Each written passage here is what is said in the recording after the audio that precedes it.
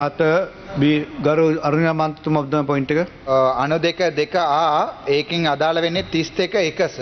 ගරු මන්ත්‍රතුමා 33 එක. මොකද ඔබතුමා කතා කරන්නේ? මේ මගේ අතුරු ප්‍රශ්න අහන්න කලින්ම ඔබතුමා ගරු මන්ත්‍රතුමා අදාළ ප්‍රශ්නයක් නෙවෙයි මෝඩ විදිහට හැදෙන්න එපා ගරු මන්ත්‍රතුමා.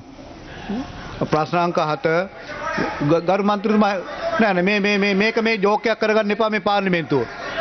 ප්‍රශ්න අංක 7 ගරු බී ආර්යවංශ මහතා අග්‍රාමාත්‍යතුමිය සහ අධ්‍යාපන උසස් අධ්‍යාපන වෘත්ති අධ්‍යාපන අමාත්‍යතුමිය ඇසීමට. ගරු විපක්ෂ නායකතුමා. ගරු කතානායකතුමනි, ස්ථාවර නියෝගවල බොහෝම පැහැදිලිව සඳහන් වෙනවා කිසිම මන්ත්‍රීවරයෙකුට අයුතු ආකාරයෙන් වැරදි විදිහට ආමන්ත්‍රණය කිරීම එක සුදුසු නැහැ. දැන් ඔබතුමා මෝඩ විදියට හැසිරෙනවයි කියලා අර්ජුනා මන්ත්‍රීතුමාට ආමන්ත්‍රණය කිරීම එක සුදුසු දෙයක් නෙමෙයි.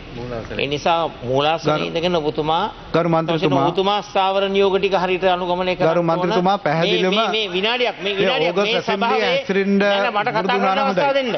මට කතා කරන්න අවස්ථාව දෙන්න. මේ සභාවේ ඉන්න ගරු මන්ත්‍රීවරයෙකුට ඒ මෝඩ කතා කියන කතා කියන්න බෑනේ. හැසිරෙන්න එපා කියන කතාව වෙනම දෙයක්. සුදුසු නෑ. එහෙම කතා කරන්න එපා. නෑ. ගරු සභානායකතුමා.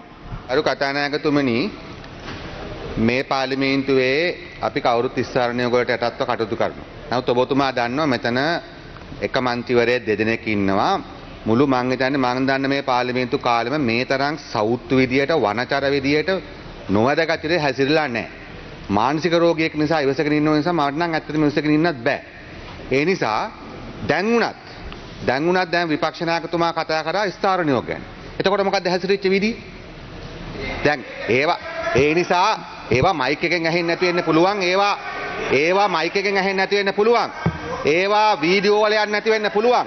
නමුත් මේ පාර්ලිමේන්තුවේ මේ බිත්ති හතර සාක්ෂි මොනතරම් තුට්ටු දෙකේ මුළු දෙමළ ජනතාවටත් අපහාසයක් කරන මේ පුද්ගලයෙක්ද කියලා. ඒ නිසා මම ඔබතුමාගෙන් ඉල්ලා සිටින්නේ මේකයි. ගරු කතානායකතුමනි, මම ඉල්ලා සිටිනවා මේ 76 දැන් බලන්න 77 එක මට විනාඩි දෙක තුනක් දෙන්න මේ ස්ටෑන්ඩින් ඕඩර් එක කියවන්න ටක් ගාලා.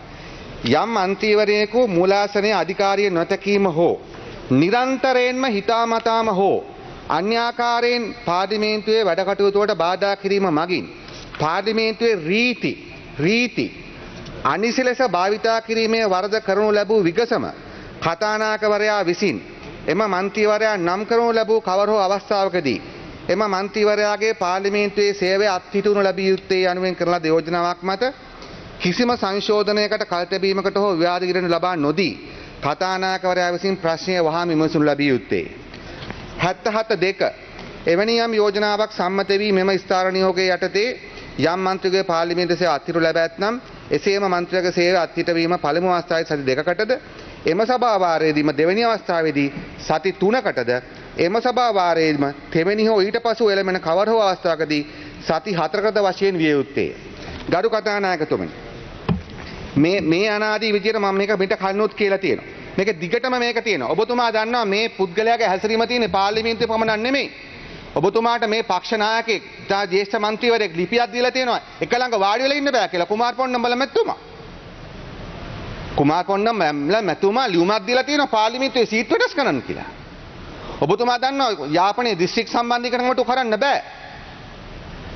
ඒ නිසා අපි දැන් මේ ඉවසගෙන ඉන්නේ යම්කිසි මානසික රෝගී තත්ත්වයක් ඇති ඒකට බේත් අරගෙන හරියයි කියලා. දැන් මම අහන්නේ මෙතනම බැලුවම දැන් ඔබතුමාට කොහොමද කතා කරන්නේ?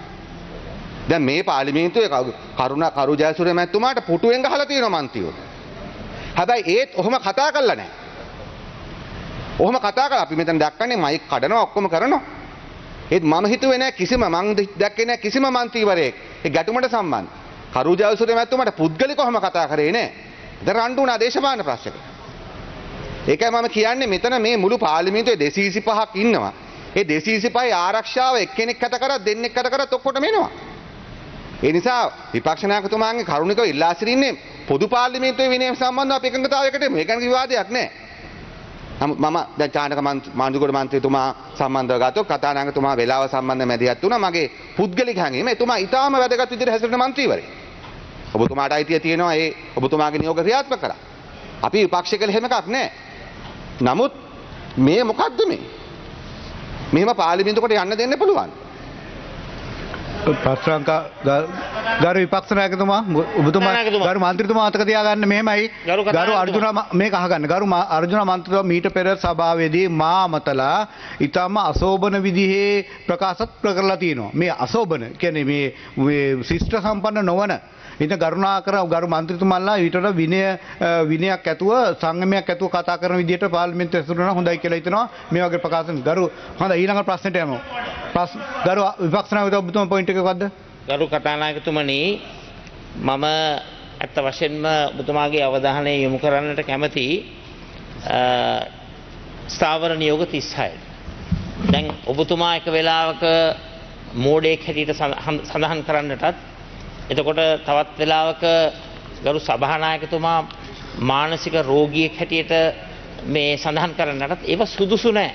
අනිත් එක මෙතුමා සඳහන් කරා විනාඩියක් මෙතුමා විපක්ෂ නායකතුමා මේක කුමාර පොන්නම්බලම් ගරු මන්ත්‍රීතුමා මේ කුමාර පොන්නම්බලම් කියලා මන්ත්‍රීවරයෙක් නෑ මේ පාර්ලිමේන්තුවේ. ගරු ගජේන්ද්‍ර පොන්නම්බලම් මන්ත්‍රීතුමා මේ මට ලබා දීලා තියෙනවා. මේ ගරු ගජේන්ද්‍ර පොන්නම්බලම් මන්ත්‍රීතුමා මට ලිපියක් ලබා දීලා තියෙනවා එතුමාලගේ ඉන්න බෑ කියලා. හොඳයි මේ මෙත අවසන් කරන්න. අවස්ථාව දෙන්න. අවසන් කරන්න ගරු. කුමාර පොන්නම්බලම් කියලා කවුරුත් නෑ. ප්‍රශ්නාංක 7 ගරු බී ආර්යවංශ අග්‍රාමාත්‍ය නැද්ද? බී ආර්යවංශ. හරි. ප්‍රශ්නාංක 8 ගරු වෛද්‍ය පද්මනාදන් සත්‍යලිංග මහතා සෞඛ්‍ය සහ ජනමාධ්‍ය අමාත්‍යතුමා ඇසීමට. ගරු සෞඛ්‍ය සහ ජනමාධ්‍ය අමාත්‍යතුමා වෙනුවෙන් ජනමාධ්‍ය නියෝජ්‍ය අමාත්‍යතුමිය. On behalf of the Minister of Health, I am going to answer to the honourable member's question.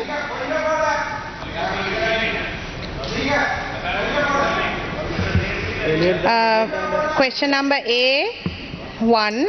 Yes, alcohol rehabilitation services are being provided through health